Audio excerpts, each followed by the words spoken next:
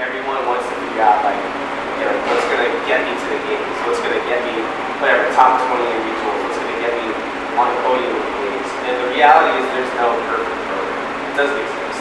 And you guys need to be able to do two things, I think. One, you need to be able to choose something and stick with it for at least like a 4 to 6 week period so you guys can see some kind of result. Often people get into something for 2 weeks and they go, oh, it's not working, and then they stop. It's not working when you didn't do it long enough. And then two, you also need to be able to adjust. So if you have done something for 6 weeks and you've seen a great result from it, and maybe try to run through another cycle of that again, and you stop seeing the gains, you need to be just aware of that and say, hey, I'm not afraid to tweak my program, I'm not afraid to change that, whatever that looks like. So more than looking anywhere else, you guys need to take like a close look at yourselves. What are your weaknesses? You need to do that stuff a whole lot. Less than figuring out someone else's program and trying to follow that. You need to figure out what you need to work on as an individual or as a team, whatever you guys are doing, and focus on that. Don't worry about what other people are doing. I don't know if you guys read the Dennis thing, but train like a racehorse and think like a bumblebee. A racehorse could care less. He doesn't have any idea about the other horses around him. He just does what his coach tells him to do. He goes out there and runs his tail off.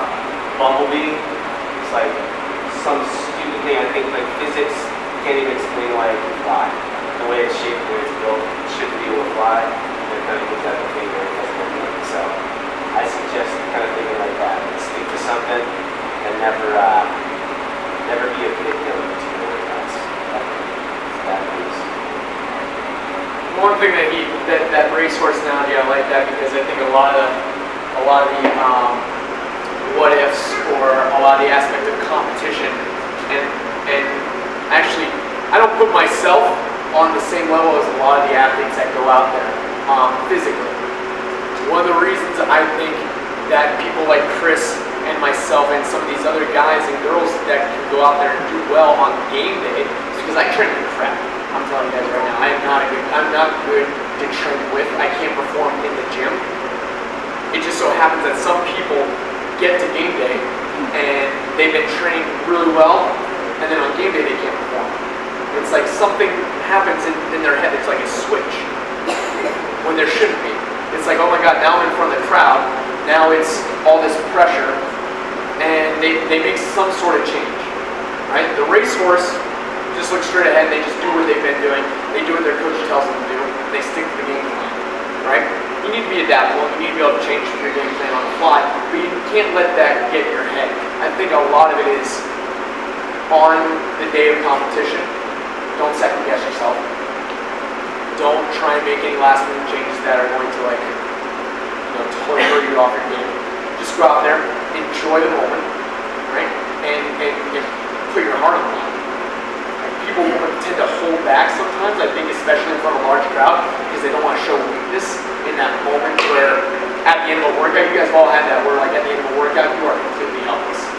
Like you went all out and you're like dead. Some people don't like doing that in front of a large crowd because you are exhibiting weakness at a certain point, right? I think we need to be willing to go out there and do that. It's a sacrifice. The other thing about the programming, yeah, there's no silver bullet. There's no silver bullet. Work your weaknesses, but you should be good at some things, right? You should be, what you're good at, you should be really good at, actually. Like, you're really strong. Don't lose that. No. but don't lose that. That gives you an edge, right? Chris can still do a crap ton of pull-ups, right? Unbroken, right? But don't lose what makes you so really good, but do improve upon what you are not good at. A lot of people don't like working on the weaknesses like he's suggesting because it's a hit to the ego. It is. And a lot of the reason why people compete, ego. They want to win. So they're like, oh, well, what's going to outweigh? Your desire to win or your desire to train well? Who cares what you're training, what your results are in training? Doesn't matter. Doesn't matter. It doesn't, nobody cares. You have a 218 Fran, awesome. Workout comes up in competition, Fran, all right, now I want to see it. Right? Like I said, don't let anything change on game day. That's basically it. Any questions? That's it. great if you don't. And have fun. Make one of them. All my caffeine Zach is looking right at me. Just look up. Go make eye contact. Yeah, don't forget to have fun too. The second you take the fun out of it, it'll stop. Thanks, guys. Appreciate it.